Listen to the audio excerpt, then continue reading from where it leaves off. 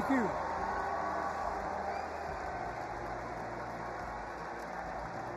Woo. Thank you. Thank you. Whoa.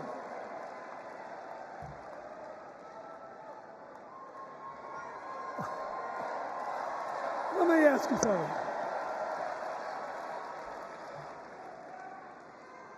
After the last 2 days, aren't you proud to be a Democrat? And I am very grateful to the Republicans and independents that have joined us, have been up here on the stage, and I hope they feel better about it now. Because I've seen all these things that even I have to be reminded of from time to time when I get my spirits down. I love seeing the Obamas here. I love seeing President Biden. And I thought Hillary gave a great speech, too. And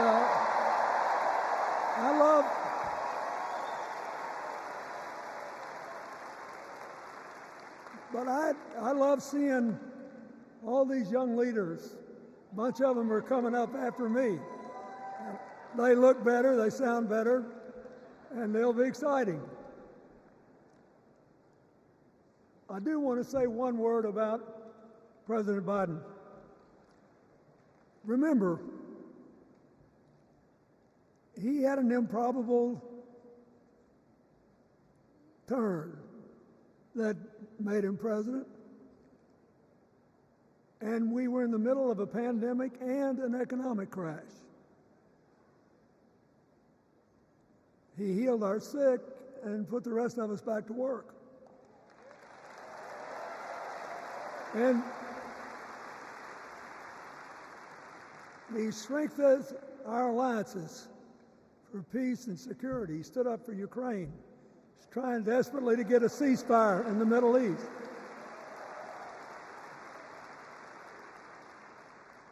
And then he did something that's really hard for a politician to do. He voluntarily gave up political power. And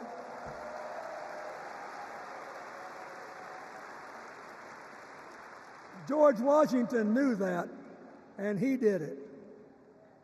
And he set the standard for us serving 2 terms before it was mandatory. It helped his legacy, and it will enhance Joe Biden's legacy. And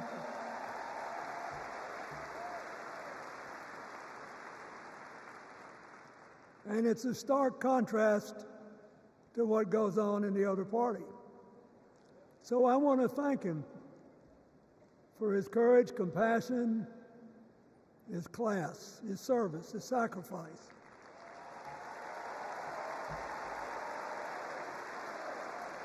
Joe Biden, thank you. And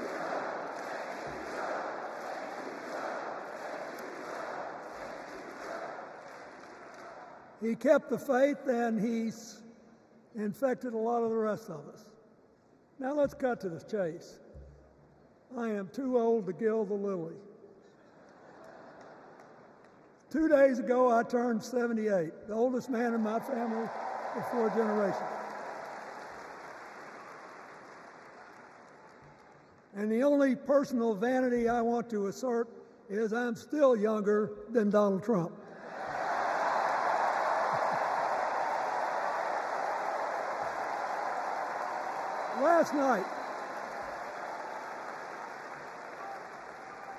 Last night, in what I thought was a very moving series of episodes, we nominated Kamala Harris and Tim Walz. And just think about that. 2 leaders with all-American but still improbable life stories. It could only happen here. Their careers, after all, started in community courtrooms and classrooms. 2 leaders who spent a lifetime getting the good job done. Now, one of the things that I've noticed over my increasingly long life is that a presidential election is unique in several ways. First of all, it's the greatest job interview for the greatest job in the world. Secondly, the Constitution says we, the people, get to do the hiring. And the third thing is that every 4 years, we get to change the requirements for the job. So here's what I'm thinking, because I try to apply this in every election. Will this president take us backward or forward? Will this president give our kids a brighter future? Depends. Will this president bring us together or tear us apart? Will the president increase the peace, security, and stability and freedom that we enjoy and extend it to others as we can? We, the people, we have to make a decision about these kind of questions. And every 4 years, it's a little different because the people come at the candidates, and they say, as they're saying now, here are our problems, solve them. Here are our opportunities, seize them. Here are our fears, ease them. Here are our dreams, help them come true.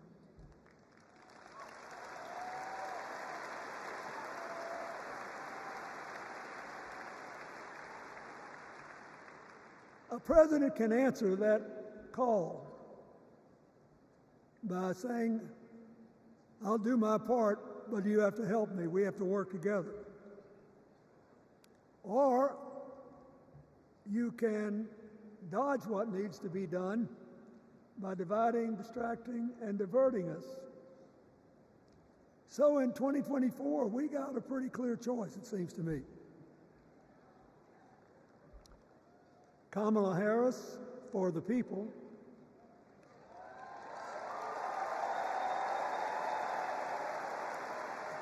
and the other guy who's proved even more than the first go-around that he's about me, myself, and I. I know which one I like better for our country.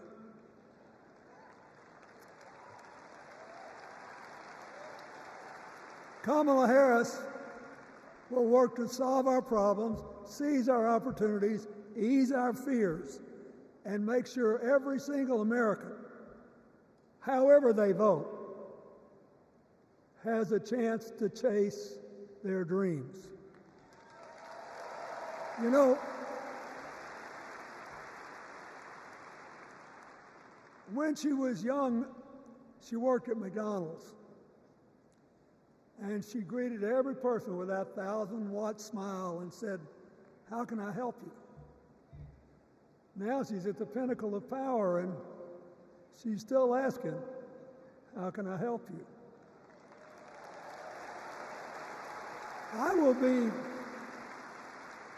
I'll be so happy when she actually enters the White House as president, because she will break my record as the president who spent the most time at McDonald's.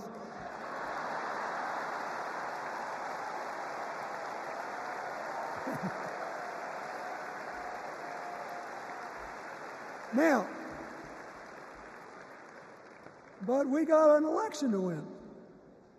And remember, we've got a guy that's pretty good at what he does. Donald Trump has been a paragon of consistency. He's still dividing, he's still blaming, he's still belittling other people. He creates chaos, and then he sort of curates it as if it were precious art. Let me say, not a single day goes by, even though I've been gone for well over 23 years from the White House, not a day goes by that I don't thank the Lord for the chance I had to serve and what it meant. And one of the reasons, thank you. Wait.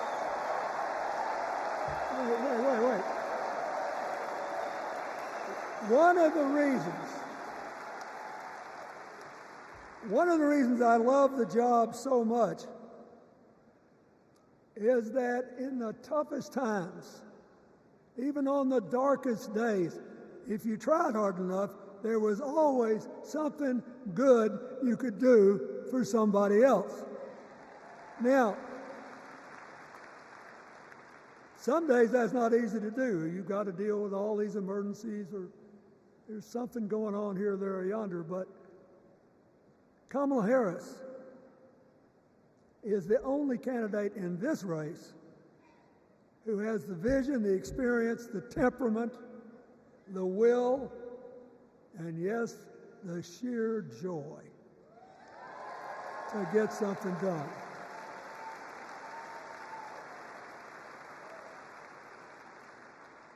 I mean, look, what does her opponent do with his voice? He mostly talks about himself, right?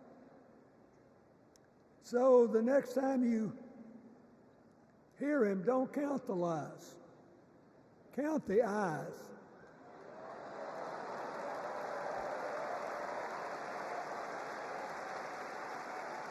Count the ayes. His vendettas, his vengeance, his complaints, his conspiracies.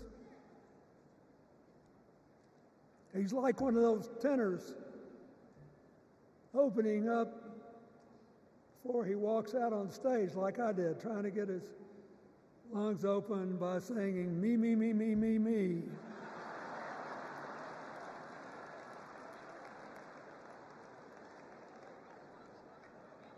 When Kamala Harris is president, every day will begin with you, you, you, you.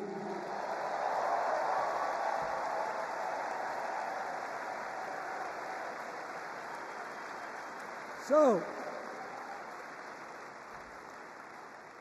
we got to ask ourselves the questions if we're going to hire a president. Do you want to build a strong economy from the bottom up and the middle out? Or do you want to spend the next 4 years talking about crowd size?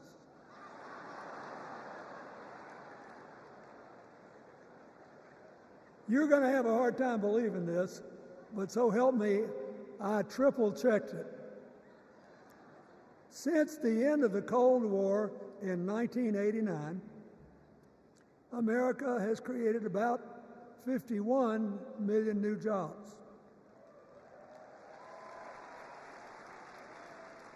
I swear I checked this 3 times.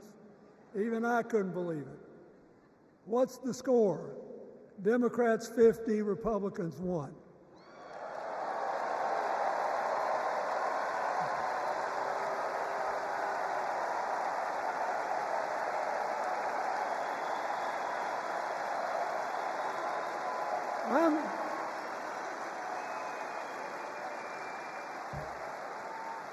I'm glad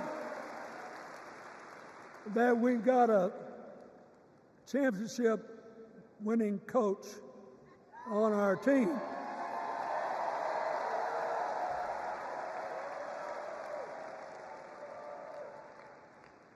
But even the most limited of us in what we know about football or any other sport knows that if you're got 50 and the other side's got 1, you're ahead.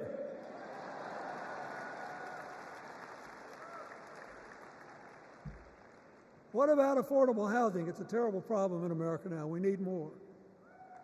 And affordable health care. That's why the Democrats put a limit on monthly payments for insulin and a $2,000 a year out-of-pocket limit. And are trying to cover more drugs by bargaining for prices. We need more financing for small businesses. We need still to strengthen our alliances.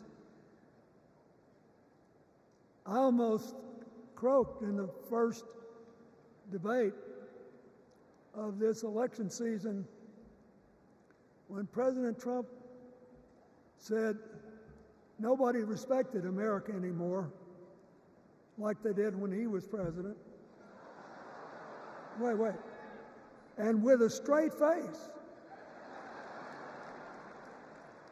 Look, you got to give him. He's a good actor. With a straight face, he cited as evidence of the respect that existed for us when he was there the presidents of North Korea and Russia.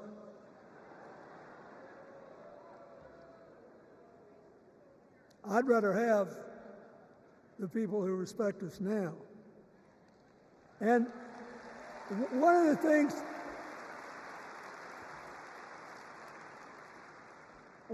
is when you send a signal to the other countries, you want them to know whether they agree with you or not, at least that you're on the level. Here's where you are and what you believe. What are they supposed to make to these endless tributes to the late, great Hannibal Lecter?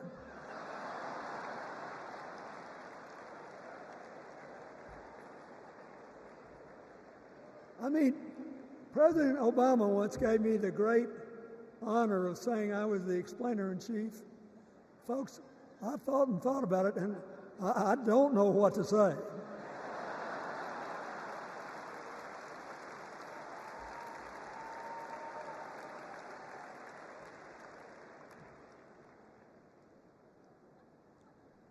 Like Hakeem Jeffries, I too want an America that's more joyful, more inclusive, more future-focused.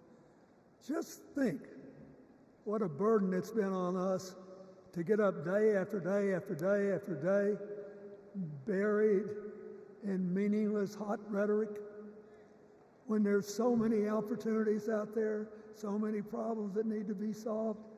I want that. And that's the America Kamala Harris will lead. And she's already made her first presidential decision, and she knocked it out of the park when she asked Governor Tim Walz to be her nominee for vice president.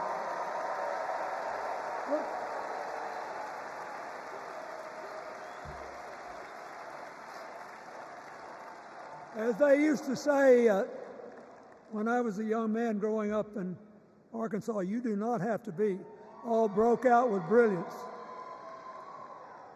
You just look at Tim Walz, listen to him, follow his record as a teacher, as a coach, in the National Guard,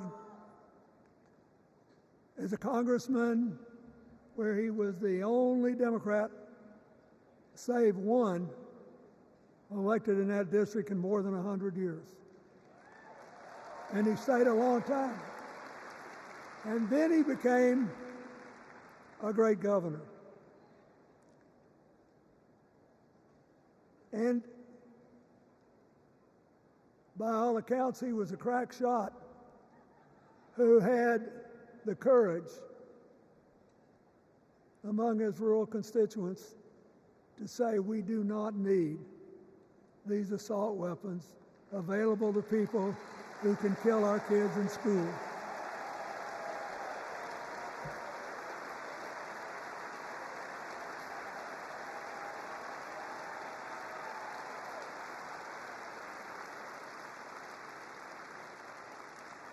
So, armed with her first decision, Kamala Harris confronts an interesting dilemma. We're going to walk out of here feeling pretty good, I think.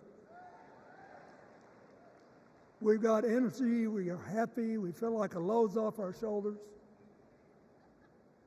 And we know we're just being asked to fight the same fight that the forces of progress have had to fight for 250 years.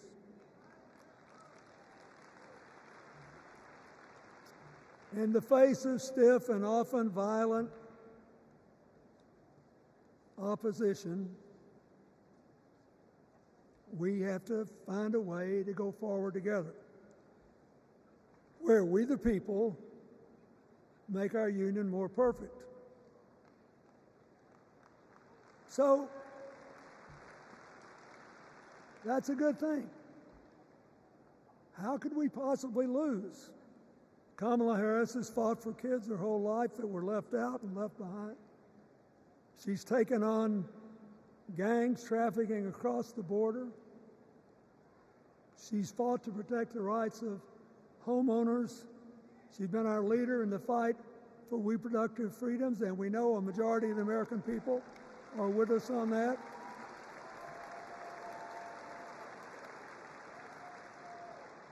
And she's gained an invaluable amount of experience as vice president, advancing our values and interests around the world. She's already said she's going to work really hard to make sure that no American working full-time lives in poverty or has to worry about their children living in poverty. She says that we got to make home ownership an achievable dream for everyone, not just a privilege.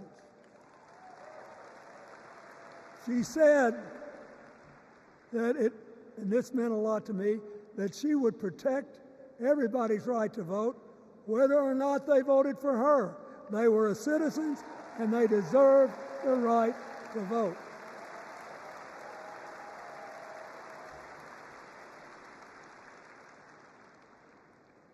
The other day, her opponent implied that as his people voted one more time, they'd be able to rig it from now on and they wouldn't have to vote again.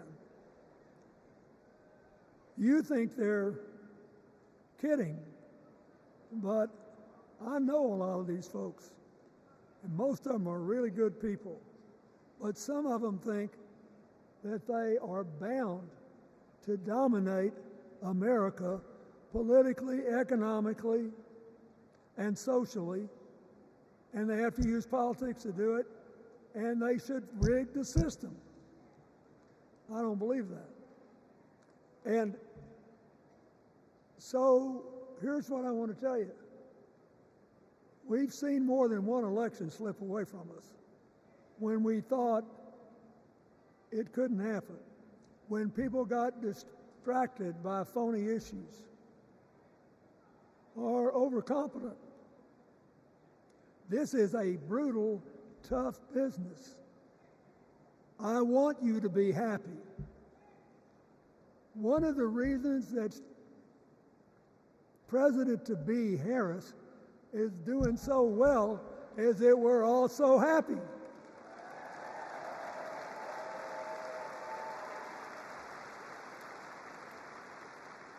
But you should never underestimate your adversary. And these people are really good at distracting us, at triggering doubt, at triggering buyer's remorse. As the Obama said so eloquently last night, they are human, you know. They're bound to make a mistake now and then. We got to be tough. And so, as somebody who spends a lot of time in small towns and rural areas in New York and Arkansas and other places, I urge you to talk to all your neighbors. I urge you to meet people where they are. I urge you not to demean them, but not to pretend you don't disagree with them if you do. Treat them with respect, just the way you'd like them to treat you.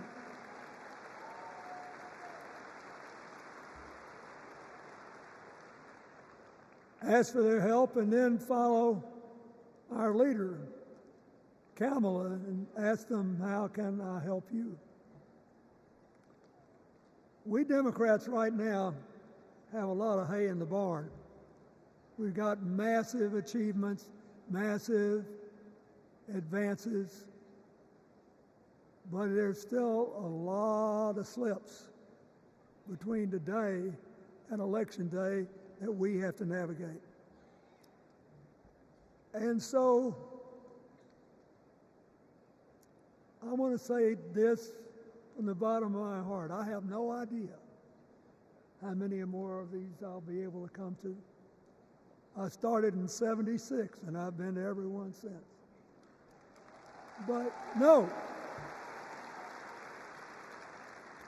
72.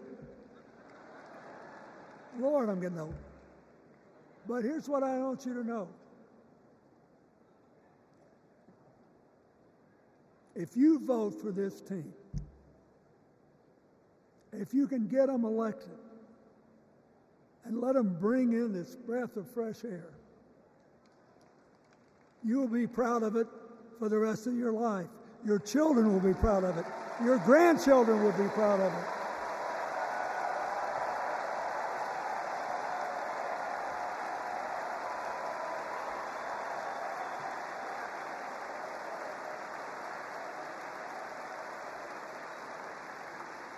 Take it from a man who once had the honor to be called in this convention the man from hope. We need Kamala Harris, the president of joy, to lead us. So,